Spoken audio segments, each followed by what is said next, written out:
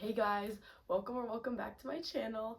Today I have a absolutely massive book haul for you guys. Oh my gosh.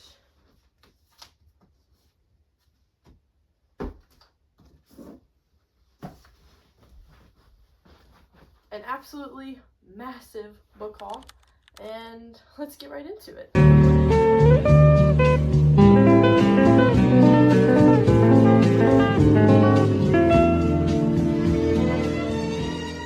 I also want to preface this by saying I did not buy all these books in one go. This is over the course of like a month and a half maybe, which is still kind of outrageous. I usually don't buy that many books, but you know, I got a bit out of control, my self-control. Who knows where she went. Okay, the first books I'm gonna show, it only felt fitting. It's the second half of the Red Rising series. Not a day goes by that I don't think about the original trilogy, so I very, very quickly went ahead and bought the next three. Funny story about this, actually.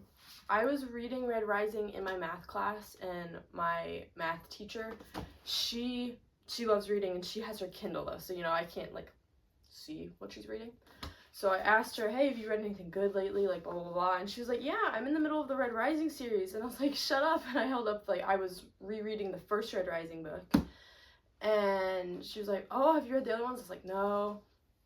And she told me, she said, if you want to be happy, only read the original trilogy. I'm like, oh. And once I finished the original trilogy, I'm like, what do you mean that was happy? Because I don't know about anyone else, but I was bawling throughout half the series. So I'm like outrageously nervous to read these books because everyone makes it sound like they're gonna be the death of me, which I don't know. We'll see how it goes. I'm excited though. For another continuation of a series that I got Jade War, which is the second book in the Greenbone saga by Fonda Lee. I read Jade City literally months ago, and I ordered Jade War from Amazon, and I got like a completely wrong copy thing. I don't know. It was annoying, so I returned it, and then I literally could not find Jade War anywhere. Like my Barnes & Noble only had Jade City, didn't have Jade War or Jade Legacy. And I'm like, okay, I don't know what to do because I really wanted to read this book.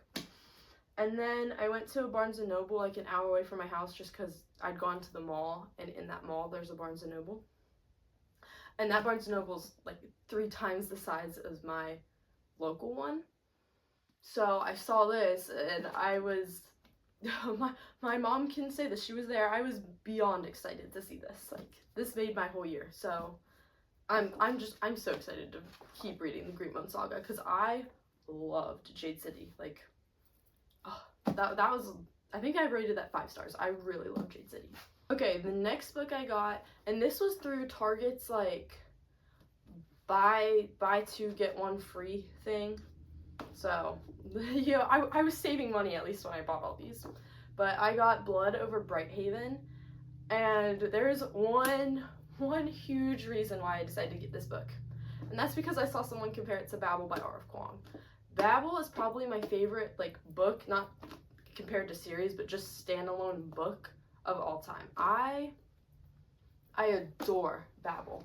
So when someone said that this is like just as good, and some people were even saying it's better than Babel, like to even be in the same comparison realm as Babel is crazy to me, but for someone, even just one person, to say that it's better than Babel, that's wild. So I am genuinely so unbearably excited to read this. That's the problem. I bought so many good books, and I'm like, I want to read all of them at the exact same time because I can't choose.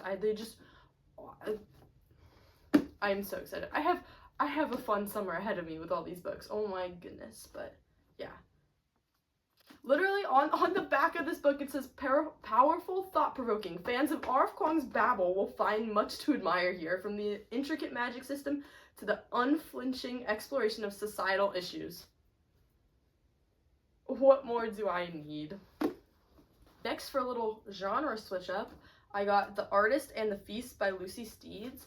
And honestly, I usually don't go and buy books that I've never heard anything about, but I'd heard nothing about this one. And I was looking around Barnes & Noble, and I wanted something that wasn't fantasy, because I clearly had bought a lot of fantasy, and I was like, I was looking at the tables that they have set up, and then this was like the Barnes & Noble monthly pick, so I go over, I look at it, and it genuinely piqued my interest, like, a lot more than I expected it to. I'm not gonna lie, at first I was kind of drawn to the cover, because I feel like that's a very pretty cover, but...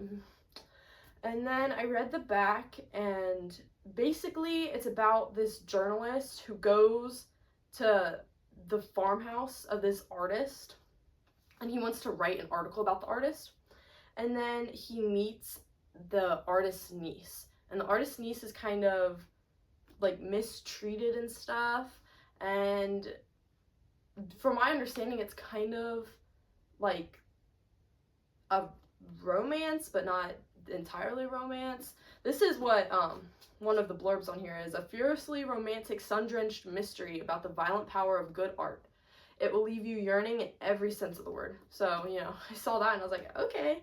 And then I read like the author description, and this woman is like disgustingly educated. It says Lucy Steeds is a graduate of both the Faber Academy and the London Library Emerging Writers Program. She began writing The Artist and the Feast while living in France, and she currently splits her time between London and Amsterdam.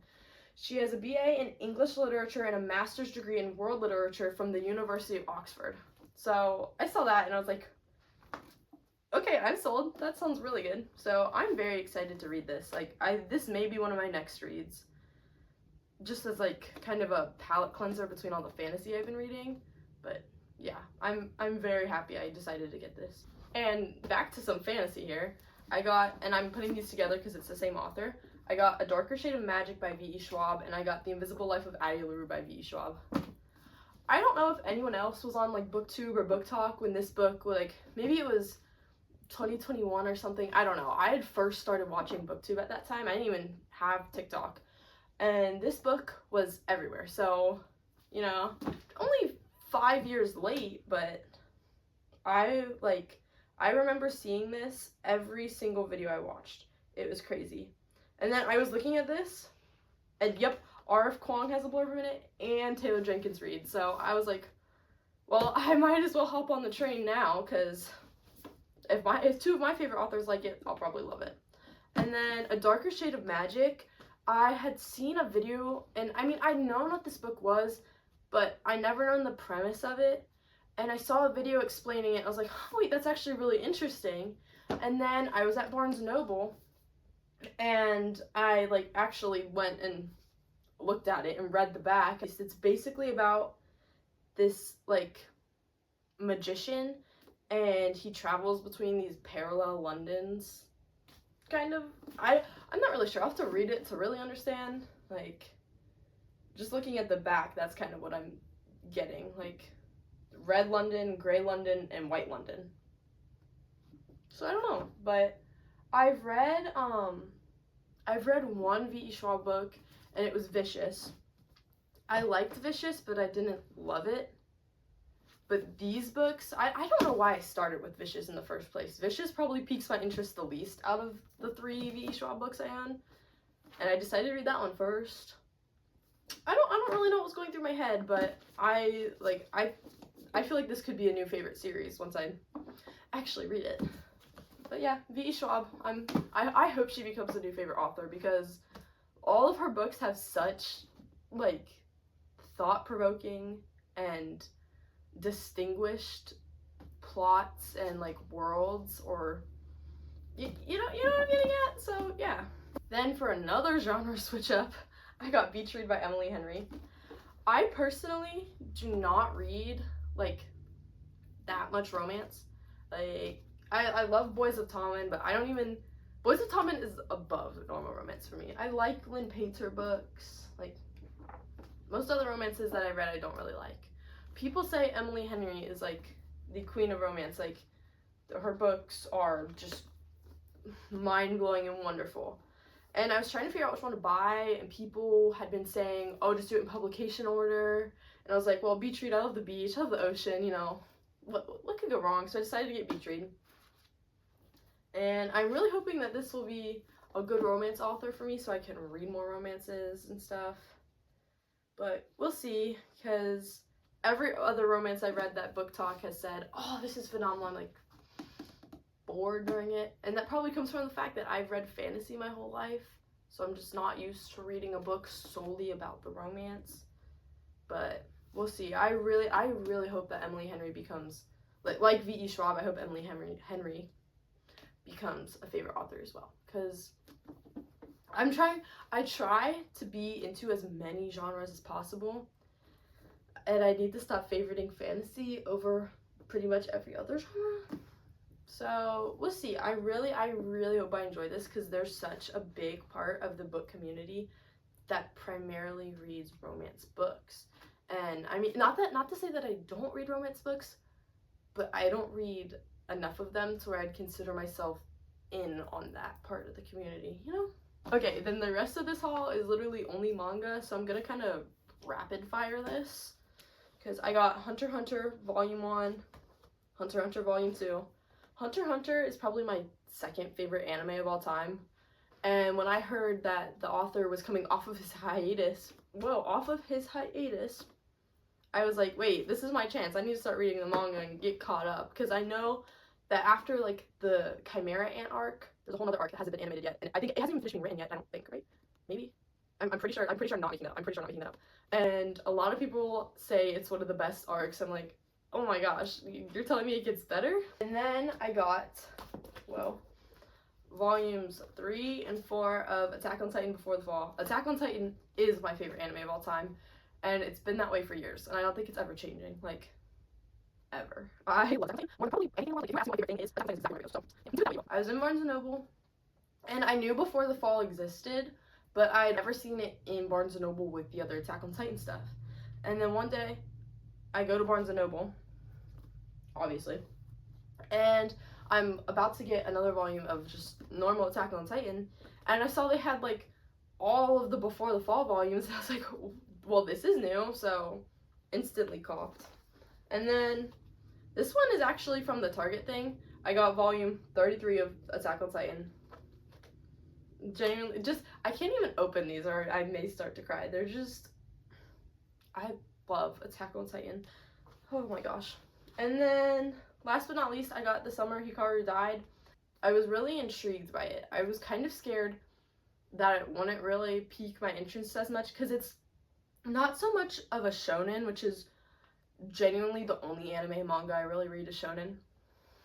And I was like, because it's considered more of a horror, so I was kind of on the edge about that, and I honestly found it really interesting, and I love the setting of this, like, kind of rural Japan. Like, it was just seeing how the author illustrated it,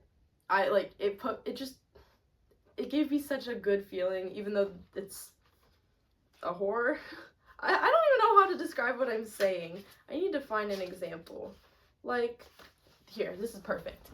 Exactly like that. Like, something about that just really, I don't even know what I'm trying to get across. I just really liked how this was drawn. There we go. Okay, guys, thank you so much for whoa, please don't fall. Thank you guys so much for watching this. I really enjoy making this book haul video, so I hope you guys enjoyed watching it. And yeah, there will be many more to come in the future.